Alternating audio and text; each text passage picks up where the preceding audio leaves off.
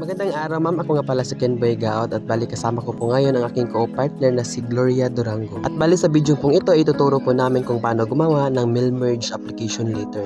So step 1, so bali gagawa po tayo ng ating sariling application letter at yan po ang ating gagamitin para i-send sa ating 10 recipient na company na ating a-applyan. At pagkatapos natin gumawa ng application letter, ipupunta na tayo dun sa ating pinakaunang gagawin. Punta tayo sa select recipient. Tapos i-click lang natin yung type new list, tapos ito ang lalabas. Diyan natin ilalagay yung pangalan ng ating recipient na 10 company. Tapos dito ililist down lang natin yung kanilang pangalan, last name, apelyido, address, tsaka city, tapos company name. Kasi mamaya magagamit natin yan mamaya kapag mag-aano na tayo, mag-insert na tayo ng emerge, which is itatap natin yung kanilang address, pangalan, tsaka yung company name nila. Purpose kasi nito is para mapadali natin yung pagbasa ng ating mga application letter sa iba't ibang company. Bali, ipa-fast forward ko na lang yung video para mas mapapadali natin yung ating proseso. And then pagkatapos natin mag-list ng 10 recipient, balik muna tayo sa ating application letter. Tapos yung sinabi ko nila na magagamit natin yung email address ng mga kumpanya, punta lang tayo sa insert emerge. Tapos sa insert emerge is dyan natin ilalagay yung name nila, last name, apelyido, city, address at company name nila. Pagkatapos niyan, dapat naka-10 yung selection ng recipient niyan dahil dyan tayo mag-base ng ating sasenda ng ating application letter. So take note, dapat naka-check lahat yung mga names nandyan sa baba. At pagkatapos niyan, i-click lang natin yung finish and emerge, tapos individual, tapos ito na yung lalabas. So, ganito lang siya kadali. Para iwas hassle na din sa mga malalayong company na a-applyan nyo, pwede na lang kayong gumamit ng email at saka emerge, tapos ito ang gagawin nyo. Tapos kunin nyo na lang yung Gmail nila. Dyan nyo na lang isend ang inyong application letter. Ayan, so pagkatapos nyan, pwede mo na yung isave tapos isend through Gmail yung application letter mo.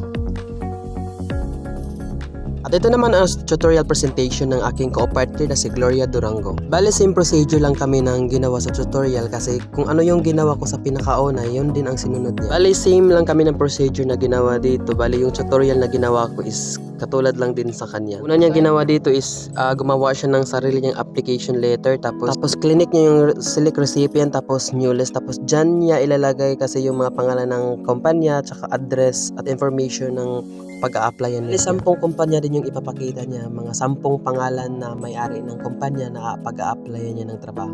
Bale, ipa-fast forward lang natin yung video tutorial para mas mapadali natin ang ating proseso.